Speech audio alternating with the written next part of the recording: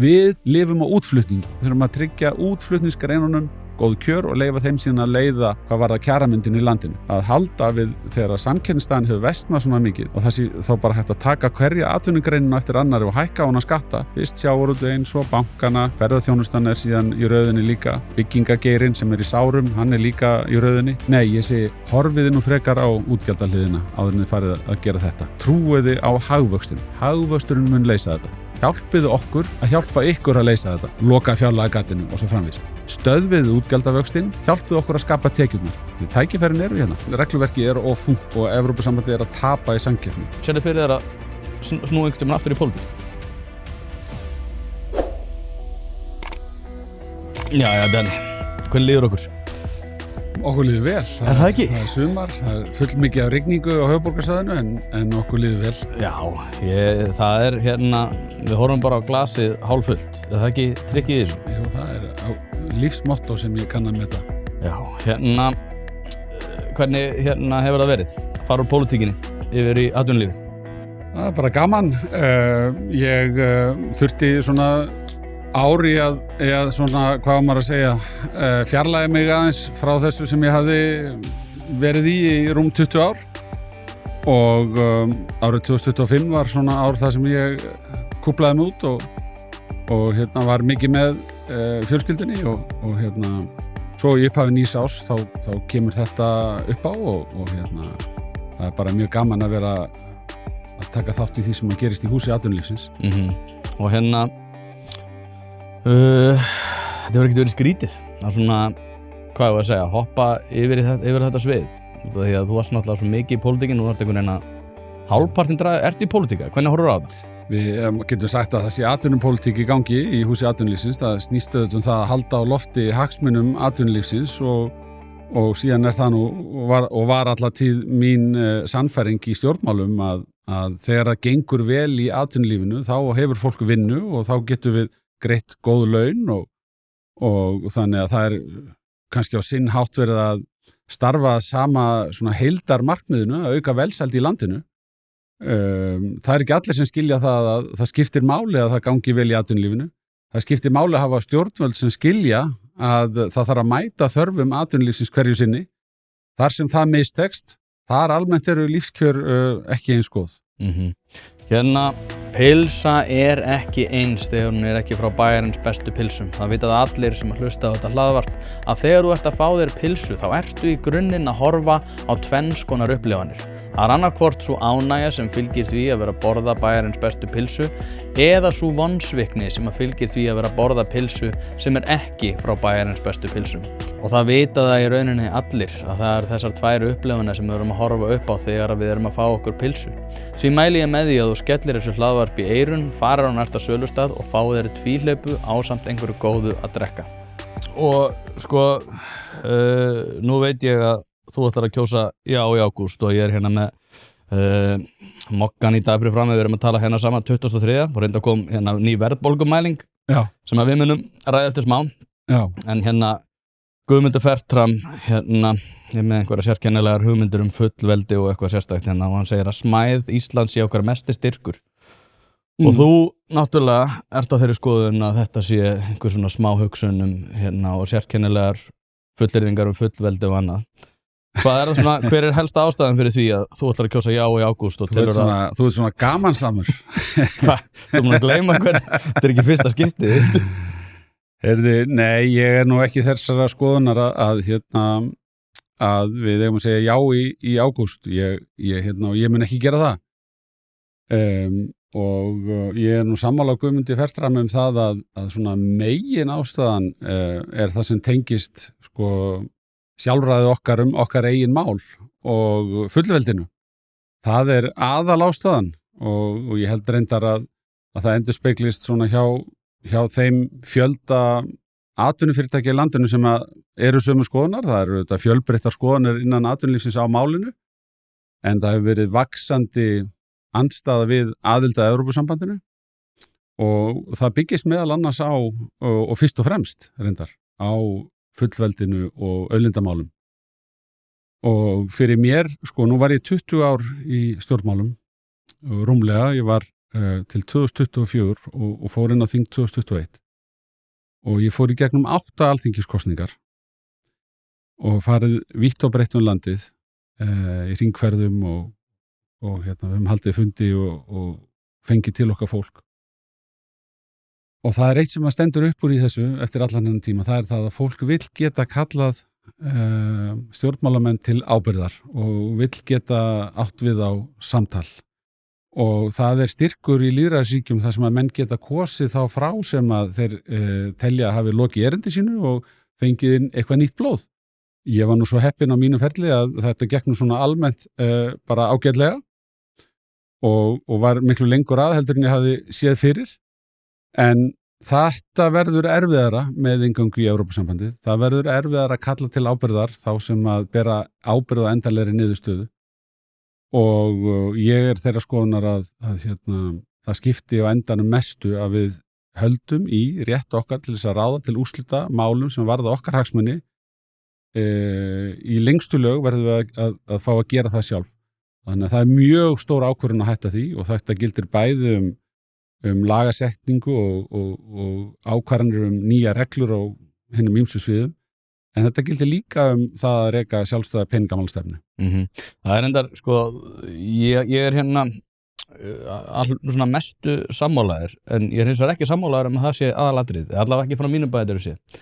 Heldur það að fyrir ekki svo löngu að þá var ég hlindur, ekki hlindur í gangin í Evrópusambandið, ég var bara hlindur því að við tækjum upp gjaldmiðil sem myndi valda því að það kæmi meiri agi á vinnumarkaðinn, Já. En núna í dag, og þú ert eftir að hafa áhuga þessum, við erum alltaf áhugavert að heyra þín sjónum með þessu. Nú ég að gera þættu Draghi-skýrsluna sem fjallar bara samkeppnishæfni Evrópu sem að komin á þann stað að hún ekki bara búin að versna, heldur mun mjög líklega versna enn meir á næstu árum. Já, og þú rætt það líka eins og eftir. Já, og þetta það sem að í rauninni ástæðan fyrir því að mig langar ekki að segja já í ágúst. Nákvæmlega það að þegar að Evrópusambandinu vegna verð að þá ætlum við að ganga þann inn. Ég vil líkt þessu við það að skiptir einhver máli hversu í rauninni sterka innviði við erum með í dag, að þá erum við svolítið að kjósa það að spila fótboltan í krokkskóm og alveg sama hversu góð við erum í fótbolta að þá getur þú ekki spjaraði velun á vellinum í krokkskóm. En mér finnst Evrópusambandi vera og það regluverk sem að fyrir hendi vera þannig úr garði gert að samkeppnishæfnin orðin verri og þetta það eitthvað sem þeir viðurkenna. En þetta minna tekið með í reikningin hér á landi. Já. Það auðvitað þannig að við erum með EES-samningin og það auðvitað algjörlega nauðsynlegur samningur í samskipti við Evrópusambandið, þannig að þetta nú ekki þannig að við séum að kjósa að vera utan Evrópusambandsins og án tengsla við Evrópusambandið. Það EES-samningurinn til staðar og tryggir gríðarlega mikilvæga hagsmuni og vegna þess að við erum að byggja mikið á EES-samningnum og þá skiptir máli að þessi hlutir svona færist í betra horf innan Evrópusambandsins. Þetta ekki bara hagsmunamál ESB, heldur þetta gríðarlega mikið hagsmunamál fyrir alla álfuna að það gangi betur að rétta af samkeppnishæfni hennar.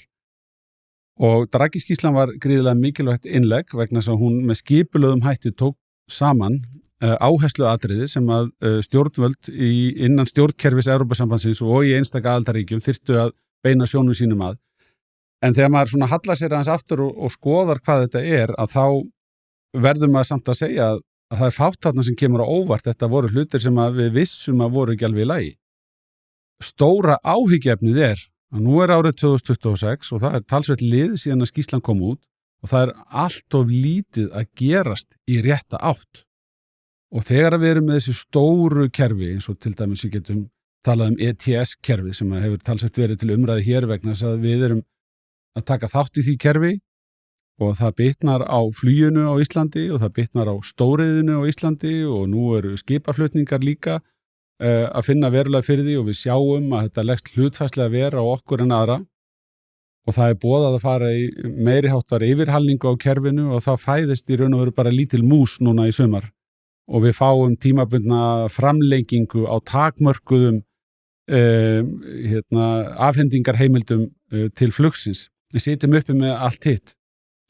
Það sem ágefni að það sé ekki tekin stærri skref eins og þarna var dauðafæri til þess að gera róttæka breytingu sem myndi hjálpa atvinnustarfsemi á öllu EES-svæðinu en manni finnst allt og lítið vera að gerast. Málið ennþá opið, ég ætla nú að halda því til haga, þetta ekki orðið endanlegt en mér finnst of lítið hafa komið út úr endurskoðuninni miðað við það sem framkomið. Og þarna komum við líka að öðru sem að menn var tíðrætt í sendinefnd samtaka atvinnulífsins sem voru hér frá Frakklandi í vikunni að stjórnkerfið í Evrópusambandinu var byggt upp fyrir annars konar Evrópusamband og eftir því sem að aðildarríkjunum fjölgar og þú ert alltaf með neitunarvald til staðar hjá einstaka aðildarríkjum í ákveðnum málum, þá verður flóknara að stjórna og stýra. Og menn eru orðnir sammála að það væri gagnlegt að taka upp svona grunnsáttmálan og uppfæra hann til þarfa nútímans en menn treysta sér ekki til þess. Og nú vaxandi umræðum það að innan Evrópusambandsins eigi þess vegna að sneiða hjá þessum erfiðleikum sem eru í stjórnkerfis uppbyggingunni með því að láta meirihlutavaldið taka við sem að væri mjög drastísk og mjög stór breyting en mögulega hafa þeir rétt fyrir sér sem að kalla eftir því til þess að hlutirnir hreyfist hraðar. Og þetta eitt af því sem að mér finnst að menn þurfi aðeins að hugsa þegar að verið að tala að það sé mikilvægt að láta rödd sína heyrast í Brussel. Hvað ef að þar færast hlutir í átt að algjöru meirihlutaræði. En stóri punkturinn samt sá að Evrópusambandið hefur reynst of svifasemt, það hreyfir svo of hægt og að tapa í samkeppni við önnur heimssvæði til dæmis bara í iðnaðarframleiðslunni. Þessi þáttur í boði Þór Grímsson og Co. fyrirtæki sem að flestir í byggingabransanum þekkja vel og það ekki af ástæðu lausu. Ef þú ert í einhvers konar verkefni, hvort sem að það smá heimaverkefni eða stærri framkvæmdir, þá þetta einfaldlega staðurinn. Þeir eru með allt frá veggefnum og loftefnum yfir í gólf, klæðningar og alls konar sérhæfðar lausnir sem að gera lífið þitt einfaldara. Ég hef sjálfur verslað við fyrirtæki gegnum tíðina einmitt til þess að finna lausn við hljóðeinangrun sem líka ástæðan fyrir því að hljóðvistin hjá mér eins góð og raun ber vitni. En það sem að kannski skiptir mestu máli að þegar þú rennur við í Ármúla 29 þá færð þú alvöru ráðgjöf, ekki bara einhverja vöru, heldur hjálp við að velja það sem rétt fyrir þig hverju sinni. Eins og segi, staðsettir í Ármúla 29 í Reykjavík en senda allt land. Mjög þægilegt, kíktu á thco.is eða thorco.is og skoðaðu úrvalið. Gervigrindamálum og fleiri, þeim innviðum sem líklega sér til þess að valda einhvern straumhvörfum í átt að velfarnaðar. Þetta eru hrikalega flókin viðfangsefni og ég ekki að segja að þessi einhverjar augljósar lausnir á því en regluverki of þungt og Evrópusambandið að tapa í samkeppni. Sjáðu til dæmis flækjustíð, nú var verið að setja stórar sektir fyrir að flytja inn til Evrópusambandsins vörur sem ekki standast gæðakröfur. En ímyndaðar flækjustíð þegar það koma milljónir af sendingum. Stanslaust með flugi og með pósti, skipum og öðrum flutningaleiðum að þurfa að hafa eftirlit með þessu öllu saman og meðan eftirliti bregst að þá framleiðslan innan sambandsins að líða fyrir og þeir í raun og veru að uppfylla mjög strangt regluverk með ærnum tilkostnaði en í samkeppni við þá sem að skjóta sér undan þeim sömu reglum. Og þannig að þetta bara vonlaus staða að keppa. Þetta svo reka veitingastaða sem einn má greiða svört laun og hinn ekki? Já, eitthvað svoleiðis, en þetta ástæðan fyrir því að við höfum séð svona tilhengu til þess að fara í svona aukna verndarhyggju og menn eru að glíma við þetta. Þetta ofboðslega stór og flókin viðfangsefni, en þegar öll að botnin hvolft, þá störfum að fækka og þau að flytjast til Asíu sem hefur fundið leiði til þess að í raun og veru taka til sín framleiðsluna. Hvernig en sérðu fyrir þér að það sé eitthvað hægt að takast á við þetta? Þegar ég var að tala við Heiðar Guðjónsson um daginn og hann var einmitt að fjalla það hvernig stórfyrirtæki eru að sneiða hjá ETS-kerfinu með því að umskipa á stöðum sem eru töluvert nær og ég fór þá að huga sko því hvað undan þá gagnvart ETS-kerfinu hér á Íslandi myndi þýða fyrir Evrópusambandið. Þá erum við það sem heitir svona hub and spoke, það sem við værum í rauninu umskipa hub sem að gæti valdið því að ákveðin til dæmis sérstaklega hjá austurströnd Bandaríkjanna gætu umskipaði Reykjavík til þess að greiða þá lægri ETS-gjöld þegar til Rotterdam væri komið. Og það þetta sem ég hef svona verið að spá í, ekki út af því að til eitthvað Evrópusambandi sé eitthvað svona illt veldi sem að fara að valda einhverjum skaða á Íslandi vísvitandi, heldur bara út frá hagsmuna Evrópusambandsins. Og þá fyrsta leið eins og þú varst að nefna sem við ættum að taka með inn í reikningin að Evrópusambandi að fara að taka veigameiri ákvarðanir út frá meirihlutaræði einfaldlega út af því að þeir þurfa að hreyfa sér hraðar. En líka að ef við farum að fara á undanþágur gagnvart ákveðinu sjónarmiðum, þá fyrsta leið eins og í sjávarútvegsmálum að þá væri þá önnur ríki eins og Spán og Portúgal og fleiri sem eru í sjávarútvegi myndu koma að segja, heyrðu býtu, af hverju eru þeir að fá undanþágur gagnvart þessu? Og svo hins vegar, eins og með þetta ETS-kerfi, við erum aldrei að fara að fá undanþágur út af því einfaldlega Evrópusambandið þarf að horfa til þess að við getum ekki verið bara einhver hub og umskipa hub fyrir það að geta stytt sér leið gagnvart ETS-kerfinu þegar það komið til Rotterdam. Sko, grunnvandamálið að þú ert að reyna að leysa vanda heimsins á evrópska efnahagssvæðinu og þess vegna koma upp allir þessir konfliktar. Við getum tekið sem dæmi þegar við fórum til Brussel þá vorum við að vekja athygli á því að þegar flugvélar fljúga beint til Bandaríkjanna út úr ETS-kerfinu í raun og veru að þá eru þær lausar undan því að tryggja sér losunarheimildir vegna þess flugs en vélin sem að flýgur frá segjum Brussel til Íslands og heldur svo áfram til Bandaríkjanna, hún situr uppi með kröfur vegna hluta ferðarinnar.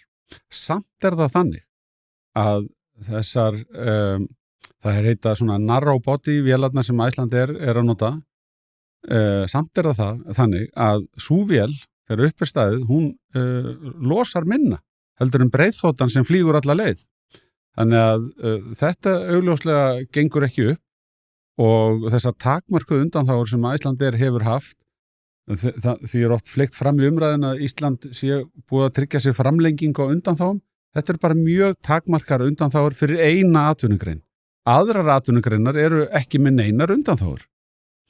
Og fyrir Æslandi ef Æslandi þarf svona mikið af heimildum, þá fá þau svona mikið frýtt og sitja upp með allan kostnaðan þessu hér.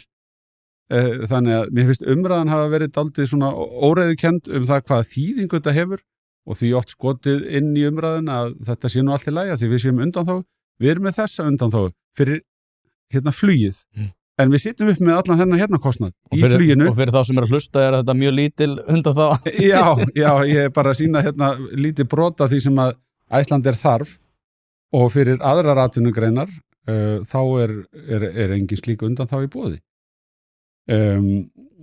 Já, það væri nær að menn tækju þátt í því og ýttu undir að byggja einhvers konar alheimskerfi sem að myndi þá tryggja jafnan samkeppnisgrundvöll en hann bara ekkert jafn eins og kerfið byggt upp og þetta rétt sem maður að vísa til áðan að menn finna sér leiðir fram hjá kerfinu.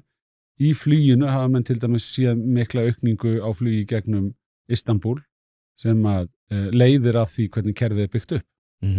Og núna eins og ég var að nefna áðan þá verðbólga að hækka og ég reyndar til að það sé út af því að við erum orðin töluvert latari heldur en við vorum. Ég held man nú ekki hver var að segja, einhver var að benda á það að fyrir 70 árum vorum við einn fátækasta þjóð í Evrópu og það fólk enn á lífi sem tók þátt í því að skapa eitt besta og mestu lífskjör sem að fyrir finnast, sem að eiginlega bara ótrúlegt á svo skammum tíma. En núna erum við með kulnun, við erum með vælum það að við getum hækkað launum 10% í 10% verðbólgu og stytt vinnuframlag 10%. Við höfum verið ævintýralega vitlaus gagnvart þessu vinnumarkaðskerfi og SA hefur dregið lappirnar í því að standa svona keik á sínum sjónarmiðum. Telur þú að þú getur í rauninni undið ofan að þessu? Að við hættum að vera þessir aumingjar sem að við raunverulega erum? Já, ég verð nú alfarið að hafna því að við séum algjörur aumingjar. Við erum með gríðarlega góð lífskjör á Íslandi. við erum með landsframleiðslu á mann sem í topp 3% í heiminum. Því hefur verið haldið til haga að landsframleiðsla á mann hafi ekki vaxið mikið. Það nú meðal annars út af styttingu vinnuvikunnar sem að það kemur til, en síðan eru þessar mælingar dálítið svona eins og sagarblað, sko. Það verist sem að landsframleiðslan á mann þá þurfum við að horfa yfir svolítið lengra tímabil til þess að fara að komast að endanlegri niðurstöðum það hvernig hefur þróast á undanförnum árum. En niðurstaðan enga síður sú, jafnvel þótt að vöxturinn hafi ekki verið mikill á mann á undanförnum árum, að við erum ennþá meðal þeirra þjóða sem að framleiðum hvað mest verðmætt á mann. Og lífskjör á Íslandi heilt yfir eru þannig að við erum að skora í efstu sætum á flesta lífskjara mælikvarða. Við höfum verið í fyrsta sæti hjá Sameinuðu þjóðunum í þessum mælikvarða Human Development Index. Og það er verið að horfa til margra annara þátta heldur en bara landsframleiðslu á mann þegar það er verið að setja saman slíka mælikvarða. Og ef við skoðum bara kaupmátt þá er hann mjög sterkur á Íslandi og mitt áhugjefni í dag er ekki hvað við höfum verið miklir aumingjar af því að við höfum alls ekki verið það. Við höfum byggt upp á margan hátt algjört fyrirmynda samfélag. Það er mitt aðaláhugjefni í dag er hvernig finnum við aftur jafnvægispunktinn. Hagkerfi hefur komist aðeins úr jafnvægi. Það birtist okkur fyrst sem verðbólga og vextir voru hækkaðir með hressilega og við vorum komin í vaxtalækkunarferli, en nú höfum við aftur séð vexti hækka og þessar verðbólgutölur nýjustu eru enn aukna verðbólgu. Þegar að gengi krónunnar er mjög sterkt, laun á vinnustund eru þau hæstu innan Evrópu á Íslandi, og vextir eru mjög háir og verðbólgu horfur ekki nógu góðar, þá samkeppnishæfnin, hún ekki til staðar lengur. Henni er mjög mikið ógnað. Það sem hefur reddað okkur eru frábæri viðskiptakjör. Það er að segja, við höfum verið að fá hæstu verð fyrir fisk. Nú verð á mjöli og lýsi líka í hæstu hæðum. Við höfum verið að sjá gríðarlega há verð á áli og við höfum verið að halda í fjölda ferðamanna, meðal annars út á almyrkvanum sem verður núna í næsta mánuði. Þá er mikil eftirspurn eftir að koma til Íslands og þetta hefur svona fleytt okkur gegnum þetta tímabil. Sögulega höfum við séð leiðréttingu þegar ójafnvægi verður í hagkerfinu oftast í gegnum gengið. Áður fyrir var þessu bara stýrt með gengisfellingum. Eftir að við erum með gengi fljótandi þá hefur það bara aðlagast breyttum aðstæðum. En þessi sterku viðskiptakjör og mikill fjöldi ferðamanna hafa stutt við krónuna og við höfum ekki séð mikla gengisveikingu þrátt fyrir að samkeppnishæfnin hafi dalað. Og hvað erum við þá farin að sjá núna? Við erum farin að sjá svolítið hressilega hækkanir á atvinnuleysistölum. Fyrst birtist það okkur hjá erlendu vinnuafli, nú bara meðaltalið komið í 5%. Og þetta eru áhyggjur. Hvernig ætlum við að skapa aðstæður þar sem að við fáum, þar sem við oft köllum sem mjúka lendingu, finnum nýjan jafnvægispunkt og tökum síðan að stað þaðan. Og það eru í raun og veru góðu tíðindin fyrir okkur Íslendinga er að við höfum úr svo mikla spila til þess að hefja næsta vaxtaskeið. Við þurfum bara að endurheimta stöðuleikann. Samtök atvinnulífsins hafa verið að gagnrýna það að menn eru of bjartsýnir hvað varðar opinber fjármál fram á við litið og eru með rangar áherslur. Í fyrsta lagi erum við að vekja athygli á því að það er ekki nógu mikið aðhald á útgjaldahliðinni og það hafa verið teknar vondar ákvarðanir eins og að tengja allt bótakerfið við launavísitölu. Það var vond ákvörðun, býr til sjálfvirkni í aukningu ríkisútgjalda. Ef við skoðum þessa tvo þætti, sem sagt almannatryggingar og laun, þá erum við þarna með meiri hluta útgjalda ríkisins, meiri hluta, rúmlega helmingin. Launin hafa verið að hækka allt of mikið og nú búið að búa til sjálfvirkni fyrir aukningu almannatrygginga bóta. Þetta er vandamál og þetta sendir ekki þau skilaboð að það sé verið að reka aðhaldssama ríkisfjármálastefnu. Jafnvel þótt menn boði það að það sé stemt að því að ná endum saman sem að við bara tökum fagnandi. Það er skynsamleg stefna að hætta að reka ríkissjóð öfugmegin við núllið. En það byggir á of bjartsýnum forsendum. Því er spáð að almannatryggingar jafnvel þótt menn hafi gert þessa tengingu við launavísitöluna, muni hækka mun minna á næstu árum heldur en hefur átt við sögulega á framtíð þessa og sama eigi að gilda launin, samt eru engar ráðstafanir boðaðar til þess að tryggja að það eigi að geta gengið eftir. Og nýjustu tölurnar sem við sjáum eru það að störfum hjá hinu opinbera að fjölga mjög verulega, meðan það engin fjölgun á almenna markanum. Og það mun, ég get lofa því að það mun birtast okkur líka með sama hætti í atvinnuleysistölunum. Þar atvinnuleysið mun verða á almenna markanum og opinberi geirinn hann bara svona dálítið siglir sína leið. Þetta vandamál. Það of mikið bjartsýni með hagvöxtinn á sama tíma og verið að hækka skatta. Það verið að boða mjög verulegar tekjuráðstafanir á næstu árum inn í ástand sem viðkvæmt fyrir. Þetta teljum við að sé óraunhæft og menn geta kallað það ýmsum nöfnum eins og afnámi og undanþágum og annað, en á endanum þá eitthvað sem borgar og hann borgar meira heldur en hann gerði áður og þetta ekkit annað heldur en skatta og gjalda hækkanir.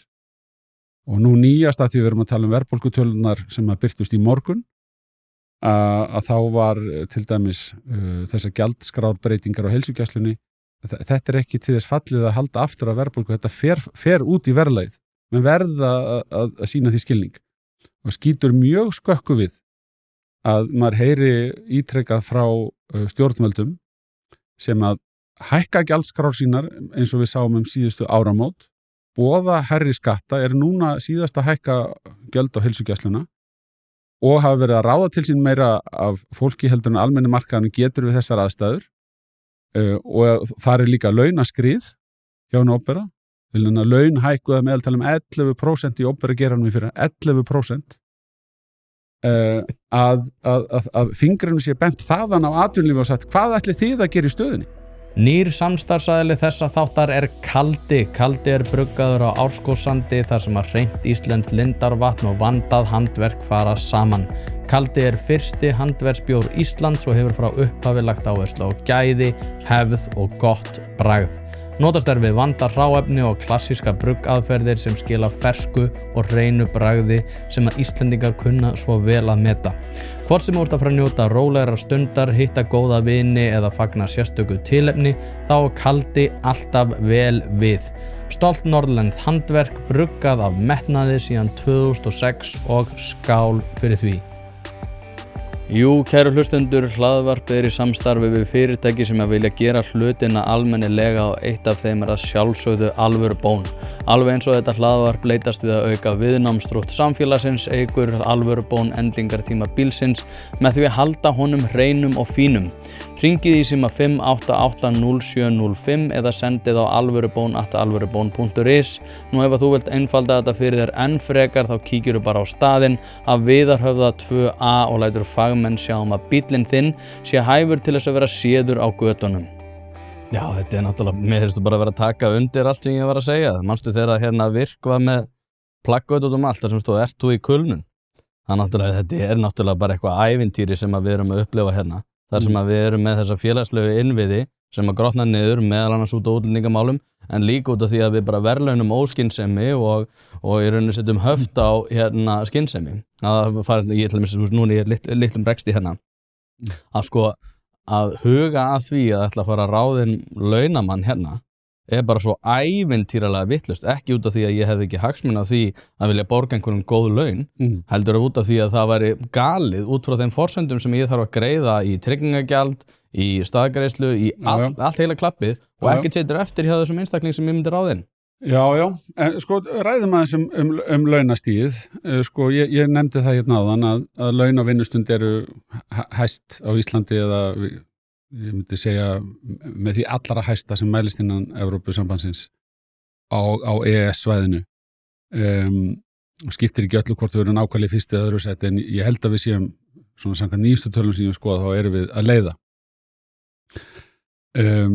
Er það vont? Nei, það nú dálítið eftirsóknarvert að geta borga hálaun. Það það sem við viljum gera. Við viljum tryggja topp kaupmátt fyrir Íslendinga. Það sjálfstætt markmið. Gott og vel, ef við ekki bara að segja að í staðis að það er að leiðrétta þetta með því að lækka launin eða láta þau standa í staði við tíma, skulum við bara skapa skilyrði til þess að geta risið undir því að greiða hæstu laun. Og það þýðir að við þurfum að hafa mjög hagstæð skilyrði fyrir atvinnulífið á Íslandi, fyrir framleiðslu á landinu og við þurfum að auka framleiðni. Við þurfum meira af grænni orku, við þurfum að huga skattaumhverfinu, við þurfum að huga því í hvað skattarnir sem er verið að greiða fara, það verður að koma í veg fyrir sóun allstaðar í kerfinu, við þurfum að hafa skilvirka opinbera þjónustu, við gerum kröfum að það verði haldið áfram með stafvæðingu opinbera þjónustu og skilvirkustu leiðir verði farnar. Það hefur löngum verið vandamál hjá hinu opinbera að það hafi verið byggð upp svona tölvukerfi í einstaka stofnurum sem að síðan á endanum tala ekki saman. Ég man til dæmis þegar ég fekk beiðni til að fara til sjúkraþjálfara og mætti til hans og sjúkraþjálfarinn segir, hvar er beiðnin? Og ég segi að hún er í tölvunni, ég er með kennitölu 260170 og svo framvegis. Og nei, þetta virkar ekki svona. Þú verður að koma með beiðnina út prentaða, sagði hann. Ég segi, hvernig stendur á því? Ég sá að læknirinn slóði inn í tölvuna. Kerfin tala ekki saman. Þetta er út allt í kerfunum hjá okkur að við þekkjum umræðan sjúkraskrána en þetta tengist líka því sem er hjá sýslumönnum og við viljum að fólk þurfi ekki að ítrekka að vera að afhenda gögn og upplýsingar inn í kerfin. Við ætlumst til þess að þær upplýsingar geti flætt á milli kerfa. Þetta hefur verið mjög kostnaðarsamt að vinda ofan að þessu, vegna þess að það hefur þurft að forrita mjög mikið, brýr á milli kerfa og svo framvegis. Nú er bara breytti tímar. Nú er gervigreindin komin til sögunar og það er að galopnast alveg ómælt tækifæri til þess að nútímavæða opinbera þjónustu, sem að maður vonast til þess að verði gripin og nýjar lausnir innleiddar. Það er alveg botnlaust tækifæri fyrir þá sem eru tilbúin til þess að hreyfa sér hratt, til þess að létta fólk í lífið. Og ef við gerum þetta, ef við hugum að því að skattaumhverfið sé sanngjarnt, það sé skrúa fyrir sóun í rekstri hins og opinbera og við nútímavæðum opinbera þjónustu, þá smám saman erum við að vinna í átt að því að hér séu toppskilyrði til þess að stunda atvinnurekstur og þá getum við áfram borgað með glöðu geði hæstu laun í Evrópu og risið undir því. Já, það liggur beinast við, ég fekk ógrynni af spurningum. Hvað sér? Og Þór Grímsson spurningarnar. Ég ætla að samfletta 2 spurningar út af, mér finnst það eiga báðar við svona í einu. Oft er rætt og ritað að skera niður í ríkisrekstri en aldrei rætt nákvæmlega hvað er hægt að skera niður. Í hvaða málaflokkum telur fyrirverandi fjármálaráðherra að hægt sé að skera niður, horfandi í baksinnisspegilinn og svo í rauninni sama spurningar samt kannski í víðara samhengi, þannig að fór að svara báðan. Hvernig getum við skapað sama ástand í efnahagsmálum og var 1999 til 2006 og svo aftur 2013 til 2019 ef við fyrir rétt með ártölin og reynt að halda slíku ástandi í 10 ár? Já, þetta eru ágætis spurningar. Ég hef í mjög langan tíma verið að hugsa nákvæmlega þetta, hvernig getum við tryggt betri meðferð fjármuna hjá ríkinu og reyndar hjá hinu opinbera almennt líka sveitarfélögum. Reynslan hefur sýnt mér að þegar við förum og setjum á stað einhverja nefndir sem segja, heyrðu, það er hérna sem við ætlum að skera niður og það er hérna sem við ætlum að skera niður, að þá fer á stað einhver svona umræða þar sem er verið að velta vöngum yfir því hvort það sé akkúrat hafi verið fundnir réttu áherslu þættirnir og svo verður einhver hluti að þessu að veruleika. Þannig að mín reynsla er svo að reyna að nota svona breiðar, almennar, svona stærri aðgerðir til þess að ná alvöru árangri. Ég var að nefna eitt hérna áðan sem er stafvæðing lausna hjá hinu opinbera. Tökum bara dæmi úr atvinnulífinu. Þegar Dominos innleiddi snjallforrit fyrir pöntun á flatbökum, á pítsum, þá var bara hægt að segja býsna mörgum í símahringiverinu. Tugum starfsmanna sem sátu þar við síman, rifu upp tólið og tóku niður hjá sér hvað viðkomandi vildi fá sem álegg á pítsunum sína. Þessu var bara hætt og framleiðni aukningin var gríðarleg hjá þessu tiltekna fyrirtæki. Með nákvæmlega sama hætti er hægt að stór auka framleiðni í opinbera kerfinu með því að nota tæknina, nota síðan í auknum mæli gervigreind og það er í raun og veru þvert yfir sviðið allstaðar í opinbera geiranum, ætti að vera að innleiða nýjustu tækni til þess að tryggja góða, örugga opinbera þjónustu. Skatturinn var mjög til fyrirmyndar á þessu sviði, var algjör brautryðjandi. Ég meina, við vorum meðal örfárað þjóða sem að skiluðu inn, sko, sem að buðu upp á það að fólk skilaði væri rafrænum skattskilum, og það er margt búið að gera síðan. Við fórum í stafvæðingu ríkisins og opnuðum vefinn Ísland.is og svo framvegis. Ég er að horfa á svona stórar aðgerðir eins og þessar. Það er áhyggjuefni hvað við í grunnskólanum erum með hátt kostnaðarhlutfall. Það er eitthvað sem við hljótum að þurfa að skoða. Við erum með mestan kostnað í grunnskóla svona innan OECD. Og hræðilegan árangur. Ekki nógu góðan árangur og mér finnst að þetta þurfi að skoða hvernig við getum nýtt þessa fjármuni betur til þess að ná meiri árangri. Við þurfum að horfa á þessi útslög. Hvar erum við að skera okkur úr í samanburði þjóða varandi það að framleiða eitthvað á opinbera þjónustu. Við erum ekki að gera það til dæmis í heilbrigðisþjónustu. Þar held ég að við höfum verið með ágætis hlutfall og reyndar var eftir þjóðar átaks til þess að hækka framlögin, bara hækka þau, sko. Bara eins og það væri sjálfstætt markmið að við varum að setja meira, hærra hlutfall af landsframleiðslu í heilbrigðismál. Þannig Kára Stefana 11%.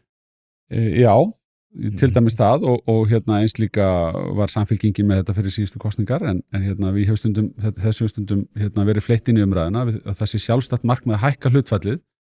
Það er auðvitað bara svona einn mælikvarði til að skoða gæði heilbrigðisþjónustu og hún er á marga mælikvarða mjög góð á Íslandi en við munum þurfa að hækka framlögin hvernig sem við erum eldast. Punkturinn minn er sá, við þurfum að finna þau svæði eða þau svið í opinberri þjónustu þar sem við erum ekki með nægilega mikla skilvirkni og skemmsta leiðin að því markmiði er að stafvæða lausnirnar. Það er talsvert mikil sóun í opinbera kerfinu. Ég sá það í innkaupum. Svo dæmis í tekið, það þarf að vera með miklu meira af miðlægum innkaupum á til dæmis bara hlutum eins og skrifborðsstólum og skrifbúnaði en tölvum og síðan áfram yfir í allt annað sem er verið að kaupa, hvort sem það eru ökutæki, vinnuvélar eða hvað það er sem að ríkið þarf á að halda. Að nota útboðsleiðir í auknum mæli og það er bara með nútímavæðingu þjónustunar hægt að ná mjög miklum árangri. Svo er það hitt sem ég verða að nefna í þessu sambandi. Hagvöxtur. Hagvöxtur leysir þennan vanda alveg gríðarlega vel ef menn halda aftur á útgjaldahliðinni. Ef þú hefur myndarlegan hagvöxt yfir tíma og heldur aftur af vexti útgjaldana, þá hrynur kostnaðarhlutfallið þitt mjög hratt. Þú fær stórauknar tekjur. Það eina sem þú þarft að gera er að passa að útgjaldahliðin bólna ekki upp á hagvaxta tímanum. Og að þessi hagkvæmt að standa í rekstri yfir höfuð. Já, en nú erum við bara að tala um það, sko, hvernig getum sparað í opinberum rekstri. Að þú færð myndarlegan hagvöxt og heldur aftur af útgjaldahliðinni, þú þarft ekki einu svona að fara í neitt niðurskurð, en þú bara heldur aftur af vexti útgjaldahliðarinnar. Á meðan þú færð myndarlegan hagvöxt, þá lagast kostnaðarhlutfallið svo hratt að við getum sagt að þetta er eins og að vera í fjallgöngu og skyndilega bakpókiðin er miklu léttari. Þú getur gengið öruggum skrefum og miklu lengur upp brekkuna. Þetta er alveg augljós leið til þess að leysa vanda í ríkisfjármálum og myndi gera okkur alla opinberu þjónustuna miklu léttari ef við náum að stækka hagkerfið. Þess vegna erum við alltaf að tala fyrir því að stækka kökuna. Meiri hluti starfa er á almenna markaðnum, þannig að við eigum alveg óbáslega mikla hagsmuna því að tækifæri séu gripin og hagkerfi sé stækkað í öruggum, sjálfbærum skrefum. Og aftur, eins og ég nefndi áðan, við eigum alveg ótrúleg tækifæri umfram aðra þjóðir til þess að láta hagkerfi okkar vaksa. Já. Alveg ótrúleg, sko. Við erum að horfa á 0% vöxt í hverju ESB-landinu eftir öðru, 0,5%, 0% og svo framvegis. Og 4, 5, 6% halla, svo hjá Frakklandi. Ef þú ert með stjörnu í rúðunni eða þarft að fara í gegnum einhvers konar bílrúðu athugun þá ferðu að sjálfsögðu á Poulsen.is. Ég prófaði þetta sjálfur, var með stjörnu í rúðunni og fekk bílinn eftir örskamma stund og málið dautt. Ofan á það að veita úrvalsþjónustu í þeim efnum getur þú einnig fundið hið ýmsa á vefverslun þar sem bæði eru seldir varahlutir, ljósabúnaður, ferðavörur fyrir bílinn, reiðhjólavörur, smurefni og margt fleira. Þannig að ef þú ert að drolla við viðhaldið eða bílrúðuskiptin þá mæli ég bara með því að þú hættir því, farir á Poulsen.is og lætur klára málið í dag. Já, akkurat, það er mjög margt í þessu sko. Það er en aðeins heilbrigðiskerfið og þú einmitt talaði líka innkaupin. Þá var ég einmitt að fara í Jysk og notaði afsláttarkóðinn ríkislögreglustjóri og fekk afslátt á vörum þar. En út ef þú nefnir heilbrigðiskerfið, þá ég skrifaði meistararitgerðina mína Landspítalann. Já. Og kerfi sem heitir DRG-kerfið sem að þú örugglega kannast við eða hefur alltaf heyrt og það sem að mér hefur alltaf fundið skrítið sko, DRG-kerfið er notað til dæmis út af því að þú ert sérstaklega að tala heilbrigðismálin sem er náttúrulega risa gjald, útgjalda hlið. Það er eitthvað og kannski út frá þinni reynslu úr stjórnmálunum það innan opinbers kerfis þá er einhver tregða. Það DRG-kerfið hefur sýnt fram á mikinn árangur. Björn Sóeka hefur nýtt þetta til þess að taka á vandamálum í Sádi-Arabíu og í Karolinska líka í Svíþjóð. En hér á landi þá er einhver innbyggð tregða til þess að nýta DRG-kerfið til þess að skapa meiri hvata innan kerfisins þar sem að starfsmenn hafa hagsmuni af því að inna fleiri verkahendi og sinna hlutunum betur. DRG-kerfið er með innbyggða hvata þannig að þú ert ekki bara að setja endalaust af fólki í ristilspeglun, það er að segja dýrar aðgerðir bara til þess að móka þeim í gegnum kerfið og það er ekki, og það passar upp á aflækningar. En hér á landi þá er einhver innbyggð tregða og þetta er ekki, og ég bara nefni þetta DRG-kerfið sem dæmi, en þetta er í víða að bara innan opinbers kerfis, þá er einhver tregða til þess að reyna að búa til hvatakerfi sem gerir það verkum að fólk sendur sér betur og einu fleiri verkahendi. Hvað er í gangi? Já, þetta er nú samt þannig að það er búið að innleiða DRG-kerfi í samningum við Landspítalann. Það er notað, já. Já, það er notað. Til þess að reikna, ekki til þess að nota hvatana. Já, en það er samt mikilvægt skref og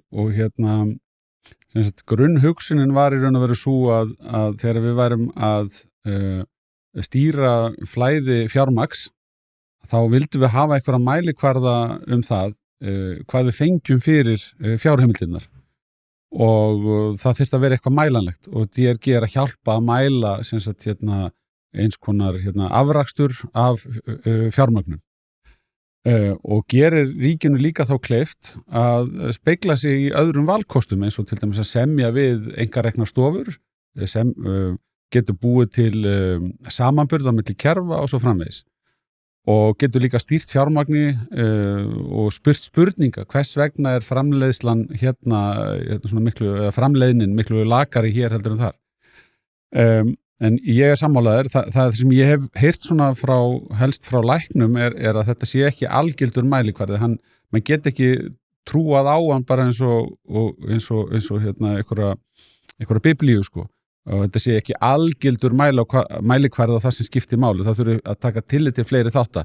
Þess vegna hafa menn verið með tregðu til þess að segja við ætlum í einu og öllu að láta DRG ráða því hvað er fjármagnað og ekki fjármagnað og hvort að það kemur viðbótar fjármagn þegar menn eru með umfram afköst og svo framvegis. En í grunninn er ég alveg sammálaður, ég held að þetta sé mjög mikilvægt og áskoranirnar sem við höfum haft í heilbrigðismálum eru til dæmis þær að píramídin er dálítið svona, mér langar að segja sko, við erum næstu með öfugan píramída vegna þess að sko Landspítalinn hann er svo sterkur, hann er svo mikil grunnstoð í öllu heilbrigðiskerfinu að sko hvorki heilbrigðisráðuneytið né í raun og veru sjúkratryggingar geta keppt við Landspítalann í afli, í reiknigetu, í rökræðu eða öðru og þess vegna sko þegar að höfuðið á heilbrigðiskerfinu er svona pínu lítið og skrokkurinn svona risa stór þá geta hlutföllun orðið svolítið skrítin. Þess vegna var það alltaf áherslumál á þeim tíma sem ég var í stjórnmálum að standa með heilbrigðisráðuneytinu í því að fá auki fjármagn til aðalskrifstofunnar, reyna að efla ráðuneytið. Ég hvatti alltaf til þess að koma á fót stjórn Landspítalans sem að síðan á endanum var gert, þess að styðja ráðuneytið og forstjóra spítalans við sitt stjórnarhlutverk. Ég veit að Runólu vill breyta þessu sko. Ég hef rætt þetta við hann. Já, sko, þetta bæði, sko, ég veit ekki, ég held að þetta sé ókostur fyrir alla, sko, að þetta sé svona. Við þurfum að hafa efstalagi sem að stjórnar kerfinu. Það þarf að vera í einhverjum eðlilegum hlutföllum við vélina sem þar undir, sem í raun og veru aðalega Landspítalinn, stóru sjúkrahúsin og ef að það ekki, þá verður þetta allt saman dálítið bjagað. En það hafa verið mjög öflugir einstaklingar sem hafa komið þetta inn í stjórn og við höfum haft marga afkastamikla heilbrigðisráðherra og þetta ofboðslega flókin viðfangsefni að fást við hér á Íslandi eins og alls staðar annars staðar og margt gert í heilbrigðiskerfinu sem að gengur frábærlega. Ég hefði viljað að við notuðum meira tölur og greiningar til þess að taka ákvarðanir. Þetta allt of mikið ákvarðanir sem eru teknar á hlaupum í einhverju neyð. Þar meiri langtímasýn og miklu dýpri greiningar á því hvað að gerast frá einum tíma til annars og halda sig síðan við þá stefnu og þær svona langtíma fjármögnun sem að þarf til þess að ná langtíma árangri. Og við þekkjum þetta auðvitað allt úr fjölmiðlum og opinberri umræðu að það skapast neyðarástand hér og þá fyrir öll athyglin þangað, hvort sem það bráðamóttakan eða fráflæðisvandinn eða hvað það sko. Og þá hlaupa allir til og það of langur biðlisti og litli peningar. Of langur biðlisti eftir þessari þjónustu eða hinni og þá verður öll athyglin bara þar. Til þess að ná árangri þá þarf að vera öflugt stjórnkerfi ofan á starfseminni sem að hefur burði til þess að fylgja eftir langtíma plönum. Þetta bara, þetta ekkit auðvelt. Það ekkit auðvelt að reka heilbrigðiskerfi í einu landi. Þetta stærsti útgjaldaliðurinn, langstærsti vinnustaður ríkisins, Landspítalinn, og þar unnin kraftaverk alla daga. En við búum í samfélagi sem að gera kröfur að vera fremst meðal þjóða. Við viljum hámas árangur. Já, þetta allt orðin mannréttindi. Heyrðu, einn sem vildi vita hvað þú tekur í bekk í dag, aldurinn eitthvað farin að segja til sín? Sko, það sem ég lærði þegar ég var að lyfta með stöng á sín tíma var að mér fannst það nokkuð merkilegt. Þetta svipað eins og ef maður ætlar eitthvað að fara í langhlaup sem ég ger minna af núna heldur en ég gerði áður. Þú getur næstu því sett þetta bara inn í Excel-skjal. Þú getur bara sagt, ef ég geri þess, segjum að ég geti lyft segjum bara 10x80 í dag, segjum það. Þá getur þú bara sagt, ég geri 10x80 í dag, ok, þá geri ég þessar æfingar 2 í viku í bekk, ásamt með öðru sem ég að gera, og þá mun ég lyfta 100 kílóum einu sinni eftir, 5 vikur, eða 120 kílóum eftir 3 mánuði. Og mín reynsla svo, ef þú gerir þetta svona skipulega, þá bara nokkurn veginn alveg örugt að þú verður á línunni. Þannig að það í raun og veru þegar spurt hvað tekur í bekk, það bara, ég segi bara, hvað langar það að taka í bekk? Þú veist, þú bara ferð eftir prógrami og þá bara tekur það sem ég langar til að gera. Mér hefur ekkert langað til þess að halda mig með allan minn fókus á þessu. Ég miklu meira að vera að lyfta bara með handlóðum. Hvað mesta sem þú tekið í bekk? Ég hef mest ekki 120. Já. Ég tók svona 105 núna fyrir bara 2-3 mánuðum án þess að hafa mikið verið að lyfta stöng sko. En ég miklu oftar að gera bara með handlóðum sko, núna. Já, hvað tekur í skábekk? Tekur það í því það? Já, við erum kannski að lyfta 60 eitthvað svona í skábekk. Já, 30-30. Já, ertu í stöng? Já, nei, þegar við erum að gera það. Ég fer almennt ekkert, mér finnst ekki þörfa að fara yfir 25 kíló, en 20 kíló eru svona freka létt fyrir mig í hverju hönd, í bekk og skábekk ræði ég alveg við það. Já, þú ert í hörku standi, ég sé það að synda ég meina við það, fólk getur hort á holningun á þér. Einn sem að vildi fá að vita, ekki komin tíma að hætta þessum skrípaleik og mæta aftur á þingið. Sérðu fyrir þér, og þú veist, ég veit þú ert ekki að fara að gera það núna, en sérðu fyrir þér að snúa einhvern veginn aftur í pólitík. Hlaðvarpið í samstarfi við fiskhúsið.is. Fiskhúsið.is heildverslun fyrir veitingamenn sem vilja það ferskasta og það besta fyrir sína kúnna. Hvort sem það fyrir veitingareksturinn, hótelreksturinn, mötuneytið eða hvað annað, þá ferðu inn á fiskhúsið.is til að sjá það gríðarlega úrval sem að strákarnir hafa upp á að bjóða. Ef að þú vilt hið ferskasta og hið besta, þá gerir þetta sjálfsögðu almennilega, ferðin á fiskhúsið.is. Það ekki til sú spurning sem að strákarnir hafa ekki svarið við, þannig enn og aftur fiskhúsið.is til að fá ferskasta og besta fiskinn á landinu. Ég ekki með neinn plön það og hérna... En sér það fyrir? Er til þess að vera ekki? Ég sé það ekki fyrir mér, satt best að segja, og ég hérna bara mjög sáttur við hérna minn pólitíska feril og ég mjög svona meðvitaður það. Ég var lengi á þinginu og lengur heldur en flestir. Ég sagði það hérna áðan, ég fór í 8 alþingiskosningar. Mér finnst það mjög mikið. Og maður lærir ýmislegt svona mannlegt eðli og hérna samfélagsumræðan hefur breyst gríðarlega á þessum tíma sem að hérna ég var í stjórnmálum og enn að þróast. Þú sér það bara fyrir sjálfa þig, hvernig kemur þínum þætti á framfæri og svona með stuttum myndbrotum og hérna þetta dreifist gríðarlega við og þú getur fengið jafnvel 100.000 áhorfa á stutt myndbrot. Akkurat. Svona tölum við saman í dag. Áður fyrir þá voru menn bara bíða eftir að fá þetta hérna innum lúgun hjá sér og önnur blöð sem þá voru gefin út sko, sem ekki lengur eru gefin út og ekki lengur dreift. Þetta ofboðslega mikil breyting og mér finnst hún almennt vera vanmetin þegar við erum að ræða það hver staða þjóðfélagsins og hvernig við getum byggt betra bara samfélag á Íslandi. Þá hefur þessi þróun mínum huga orðið mjög til þess að auka skautun og hérna það svolítið erfitt að vera á miðjunni, það lítið pláss þar vegna þess að það kallar að þú mætir í podcast og þú sitir þar og útskýrir málið þitt í hérna löngu máli eða eitthvað. En það svo auðvelt að vera með svona skarpar skoðanir sem eru út á jaðrinum, öðru hvoru megin og hérna og það virkar á hérna 5 sekúndna vídeói eða 10 sekúndna vídeói og það fær mikla dreifingu. En langt mál, það sem að menn eru einhvern veginn af yfirvegun, að vega og meta kost og galla og svona, það bara hefur engin tíma í það í dag, í símtækjunu sínu. Nei, þetta orðið allt öðruvísi sko, það hérna... Og þú varst nú að spyrja mig sko hvort ég saknaði þess ekkert að hérna vera á þinginu. Ég hef aldrei vaknað og sagt að ég vildi vera að fara niður á þingi í dag. Á sama tíma þá sé ég alls ekkert eftir mínum tíma þar. Það var bara gríðarlega mikill heiður að fá tækifæri til þess að vera þar. Ég upplifði ofboðslega mikla sveiflur, alveg gríðarlega breytingar, mikil áföll fyrir þjóðina.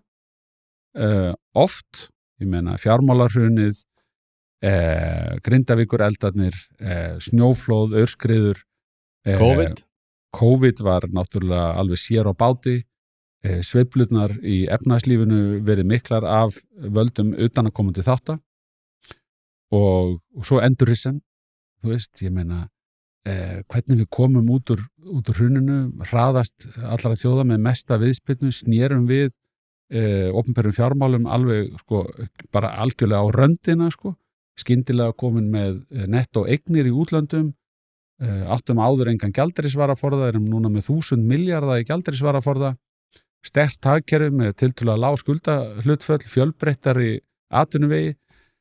Ég meina við höfum tekist á við ótrúlega erfiðleika, þetta litla hagkerfi sem við erum af gríðarlega mikilli þrautsig. Og það reyndar held ég bara orðið einkennismerki okkar Íslendinga og menn horfa til okkar aðdánar auðum. Hvað mikið segla í íslensku þjóðinni og þegar að svona kreppir að þá standa menn saman og rífa sig upp úr lægðinni. Við þurfum að viðhalda því, við höfum ekki láta einhver sundrunaröfl eða sundrungaröfl eyðileggja þann eiginleika og vonandi koma nýjar kynslóðir og skilja hvaðan við komum, hvernig var þetta allt til, hvernig byggum við til þessi lífsgæði og taka þeim ekki sem sjálfsögðan hlut. Já, ég er sammála því, ég hef alveg gríðarlega trú á íslenskri þjóð, þess vegna held ég að við þurfum að hætta að vera í þessum aumingiskap og verðlauna óskynsemi sko. Ég held að það geti orðið okkur til velfarnaður, en þá velti ég fyrir mér sko, þú ert þá að segja með einum með öðrum hætti að uppáhalds ríkisstjórnin þín hafi verið með Sigmundi Davíð? Það var mjög dramatískir tímar. Ég meina við tókum við stöðu sem að var mjög umdeild. Það að segja, það er búið að þarna pakka saman ESB-viðræðunum.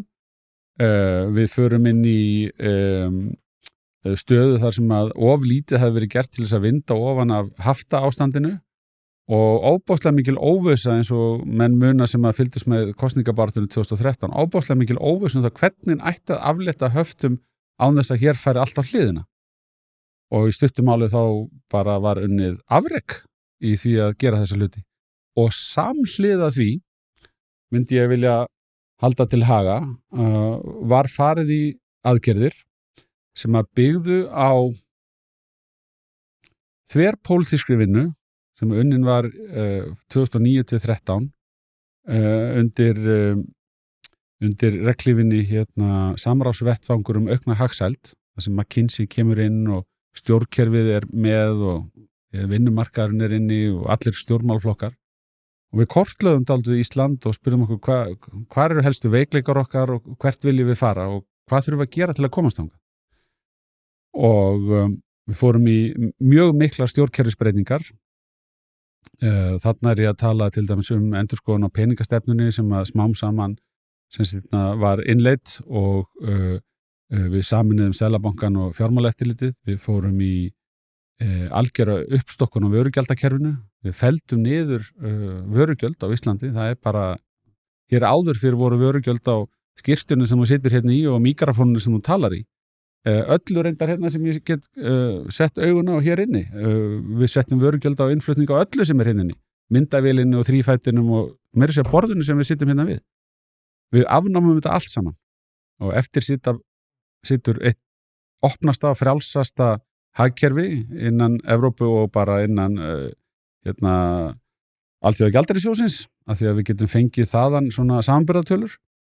Við erum bara með tolla á matvæli eins og flestar aðrar þjóðir og vörugjöld á bíla, áfengi, tóbak og eldsneyti.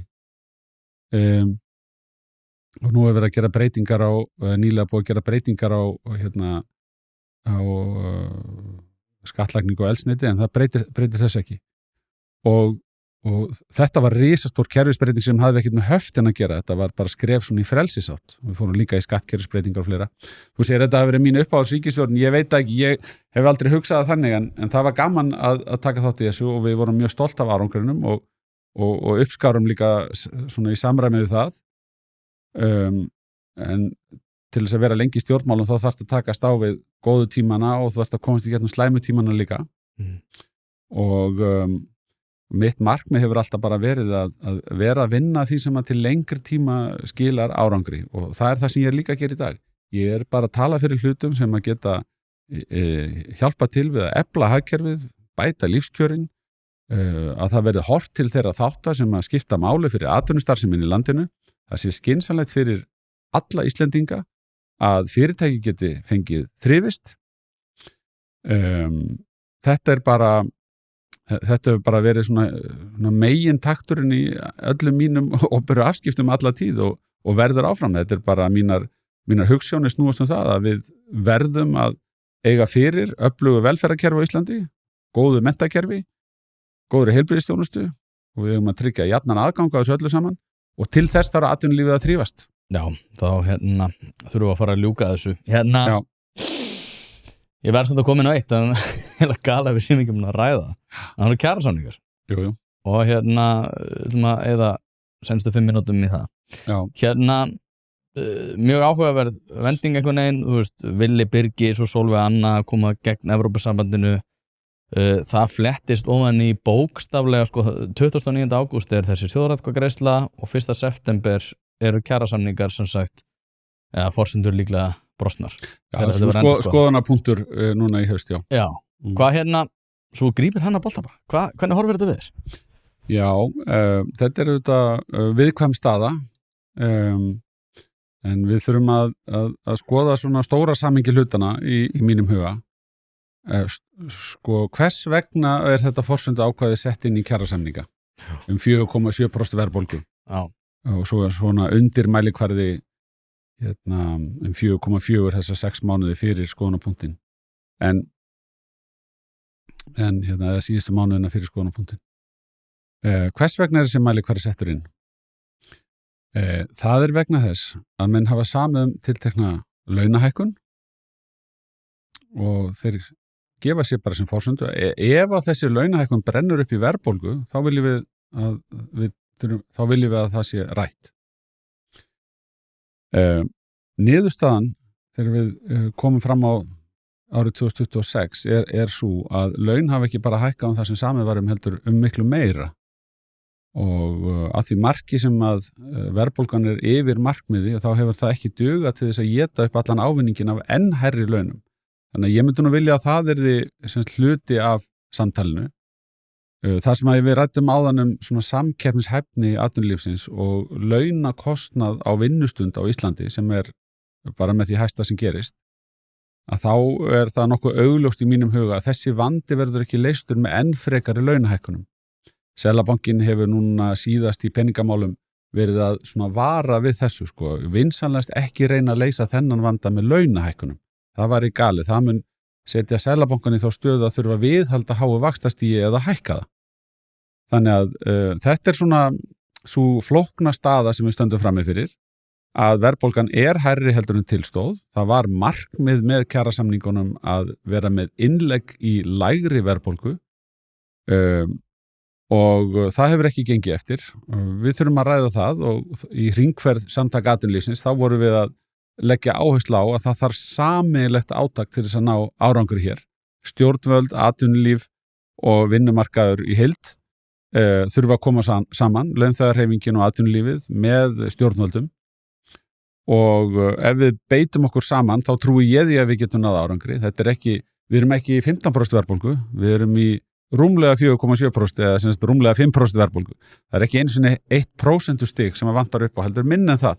Þannig ég horfa á þetta sem viðráðanlegt ef menn standa saman og taka góðar ákvarðanir í framhaldinu, þá þetta hægt.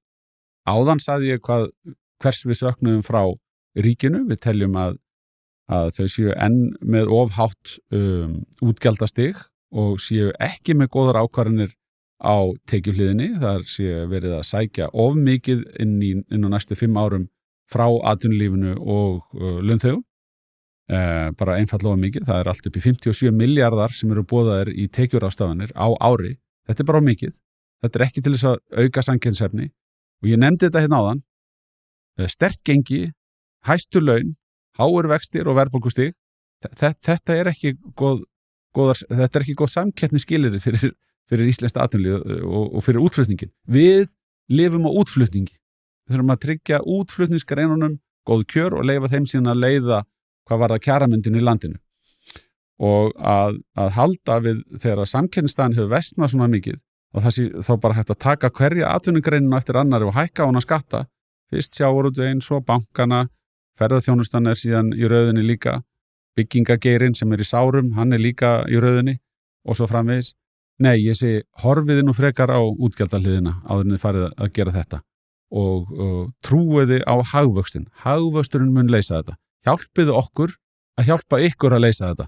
Loka fjárlagagatinu og svo framvegis. Stöðviðu útgjaldavöxtin, hjálpiðu okkur að skapa tekjurnar. Því tækifærin eru hérna. Þetta myndi ég nú svona að segja að veri innleggin inn í þessa stöðu í haustið en ég skil að margir leiðtogar stéttarfélaga eru í þröngur stöðu. Þeirra fólk vill svör og þegar ég segja að laun hafa hækkað umfram það sem samið var að þá verður að gæta sín á því að nota bara meðaltalið. Það verður að skoða hvar það mögulega ekki við. Við höfum verið að gera það í þessu þríhliða samtali sem við efndum til með ríkisstjórninni, Samtök atvinnulífsins og ASÍ og svona fyrstu greiningar okkar á launaþróuninni benda til þess að launin hafi áfram hækkað mest hjá lægstu tekjuhópunum og það engin augljós merki að einhver hafi verið skilin eftir. Það virðist sem að allar tekjutíðendur hafi fengið aukinn kaupmátt sem að hlýtur að hafa verið aðal markmið kjarasamningana og þegar við erum að ræða forsendubrest þá verður það að vera með í umræðinni. Hins vegar að skapast alvarlegt ástand á húsnæðismarkaði. Það mjög flókin staða sem að myndast þar.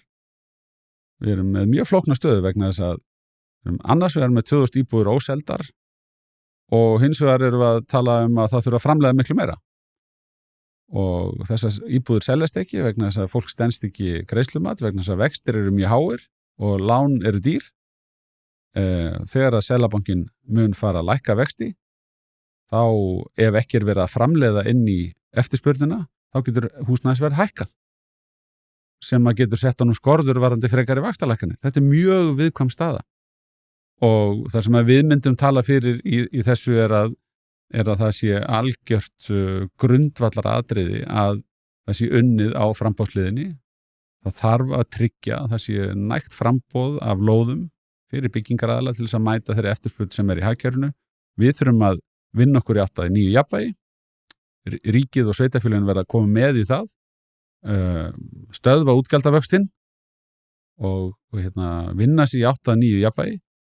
Og þegar nýtt jafnvægi fengið, þá þarf að vera nægt framboð af lóðum fyrir alltaf fólk sem að þarf að skipta húsnæði eða komast úr foreldrahúsum og svo framvegis. Hlaðvarp í samstarfi við heitirpottar.is, hvort sem þið vantar saltvatnspott, hitaveitupott, kaldan pott, sánuklefa eða hvað eina í heita pottinn, þá ferð þú inn á heitirpottar.is og lætur græja þig. Þjónusta og uppsetningum all land og nú jafnvel hægt að fá sér smíðaðan sánuklefa, þar sem að þú færð sánuna nákvæmlega eins og þú vilt hafa hana. Það ekki hægt að setja verðmið á heilsuna eða samverustund með fjölskyldunni og því mikilvægt að huga að báðu og það nákvæmlega það sem að heitirpottar.is auðvelda þér að gera. Hvort sem þú ert að endurnýja gamla pottinn eða gera þetta frá grunni, þá getur þú sendt skilaboð á netinu eða bara einfaldlega kíkt í verslunina að Fosshálsi 13 en þar opið alla virka daga milli 10 og 17 og á laugardögum milli 10 og 14. Ekki drolla við þetta, þú veist að þið langar í heitan pott og sánu heimtíðin, heitirpottar.is, græja þetta fyrir þig. Það er ekki líka bara samtök atvinnulífsins að standa í lappina gagnvart því að við erum að ljúga markaðnum með bulldæmum eins og Bjarg og Blær sem eru að moka eignum innan markaða sem sér kjör fyrir sér hópa á sér lánum, á sér allt og þeir náttúrulega eru fjármagnarsíkjanu lífeyrissjóðuna þannig að þeir borga miklu minni fjármagnskostnað, fara svo í settin upp í RÚV og segja það allir svo ógeðslega ömulegir á þessum verktakageira út af því að þeir eru svo gráðugir bladi bla. Lóðir eru sjálfstæð tekjulind fyrir sveitarfélögin sem að því það þau hagnast á því að hækka þau meira, það fyrir inn í verðlagið og svo bara ungt fólk sem ætlar að komast inn á hana markað kemst ekki inn á hann út af því að það orðið allt og mikið verðpil á milli eftirspurn og framboð. Og við erum bara já nei, þetta nú bara eðlilegt. Svo ég að skoða ásækninga hjá þessum þróunaraðilum sem eru að vinna fyrir Bjarg og Blæ og þau eru að borga sér út einhverja ævintýraleg laun. Það er eitthvað stór undarlegt í gangi að þessu og að sjálfsögðu gerir það að verkum að verktakar sjá ekki hagsinu borgi í það að skapa það húsnæði sem að væri á viðráðanlegu verði ef að 30% af kostnaði væri ekki opinber gjöld til að byrja með þegar þeir byrja áður en að jafnvel þeir byrja. Svo eru þeir að skila loftslagsskýrslum, einhverja LCA-greiningar þar sem að þeir þurfa að gera ráð fyrir einhverju loftslagsbulli inn í allt sitt og steypan má ekki vera svona, málingin má ekki vera svona, þetta efni má ekki vera þessu og svo eru bara algjör spurningamerki á hverju það er alltaf hækkað henni verði. Jú. Já, ferlið frá því að menn taka ákvörðun að ætla að byggja þar til að þeir geta hafist handa allt og langt og kostnaðarsamt og ófyrirsjáanlegt og það er of tilvílanakennt hvernig aðgengi að lóðum hefur verið. Það eru átökum vaxtamörk höfuðborgarsvæðisins og við sjáum svona mjög miklar öfgar í stöðunni, annars vegar mjög hátt lóðaverð og innviðagjöld á höfuðborgarsvæðinu og sama tíma á fríar lóðir standa til boða í Ölfusi, í Grindavík var það þannig áður en að eldarnir kom í Reykjanesbæ, Akranesi og víðar. Þannig að hringurinn svona í kringum, þessi krægi í kringum höfuðborgarsvæðið, þar er bara eitthvað allt önnur lögmál og fólk flýtur þangað. Það er bara eðli máls. Ég sammálaður að við getum ekki bara hort í hina áttina þegar það er óeðlilegt ástand á almenna byggingamarkaðnum og sagt þetta er allt í lagi, við leysum þetta bara með opinberum lausnum. Við komum bara með eiginfjárframlag frá ríki og sveitarfélögum og við stoppum bara upp í götin með svona einhverjum félagslegum úrræðum. Félagsleg úrræði eru hluti af húsnæðismarkanum en aðal áhersla okkar hlýtur að vera á hinn almennu skilyrði til þess að reisa hér íbúður á markaðsforsendum. Við þurfum að endurheimta þau. Það er aðal málið. Það skjótin inn í hana að líka að félagslegt úrræði, já, Það bara sjónarmið að það þurfa að auka það. Ég ekki sammála því. En hins vegar það þurfa að gera eitthvað líka grein fyrir því að þessi 5 til stundum 20-30% af þessum félagslegum úrræðum sem að fyrir hendi eru, hækka verðin á hinum eignunum. Þannig að þessi góðmennska náttúrulega gerir það að verkum að aðrir þurfa að borga hærra verð fyrir sínar eignir. Já, við erum með dæmi að sveitarfélög tilkynni byggingaraðalum á hvaða verði þeir muni taka eignir inn í félagslegt kerfi. Ellegar fá þeir ekki lóðirnar. Já. Galið. Já, og það verð sem að menn hafa þannig þurft að láta yfir sig ganga inn í félagslega kerfið, það auðvitað hefur áhrif á það á hvaða verði aðrar íbúðir í sömu blokk eru seldar. Já, þetta alveg rétt hjá þér að þetta er langt frá því að vera fullkomin, en sko aðaláhersla mín á það að jafnvel þótt að félagslega úrræði í húsnæðiskerfinu séu sjálfsagður og eðlilegur hluti af uppbyggingu húsnæðismarkaðarins, það er ekki þetta horfa fram hjá því að þá má ekki gleyma aðalatriðum með verða að sjá skóginn fyrir trjánum sko. Aðalatrið að skilyrði fyrir byggingu almennra íbúða, og ég ekki að tala í almenna íbúðakerfinu sem er sérstakt kerfi, heldur bara íbúður fyrir almenning, þau skilyrði verða betri, þau þarf að laga, og það er ekki að hjálpa þegar ríkisstjórnin boðar hækkun á skatta á byggingu íbúðhúsnæðis inn í þetta ástand. Það er bara ekki að hjálpa. Og segja hvað ég held að vandinn sé. Ég held að þegar stjórnmálamenn fóru að segja við ætlum að byggja, þá hafa þetta farið til fjandans. Það er engin stjórnmálamaður sem að byggja þessu hús sko. Það er ekki nógu gott það er ekki nógu góð svona heildarstjórnun á framvindu húsnæðismarkaðarins ef við horfum á óskir ríkisstjórnar frá einum tíma til annars og síðan þess sem að sveitarfélögin hyggjast gera á sama tíma. Það geta verið ólík sjónarmið, ólíkar aðstæður líka alltaf hjá einstaka sveitarfélögum, en það er síðan neytandinn sem að dregur stuttastráið. Ef mann koma sér ekki saman það sem að þarf að gerast, að þá er neytandinn sem dregur stuttastráið. Hann situr uppi með afleiðingarnar. Það er ekki nóg gott. Nei, þetta fer einhvern veginn maður. En ég er samt sammálaður sko. Ég vil ekki vera ég er of mikill bölsýnismaður. Maður má ekki vera það sko. Nei. Ég meina annars kemst maður ekki út í daginn.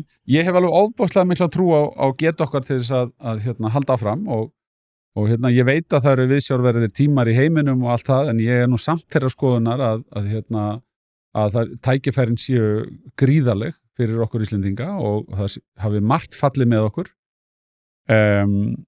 og það er í raun og veru ótrúlegt hvað við höfum geta gert, þessi tiltölulega svona fámenna þjóð í alþjóðlega samhenginu.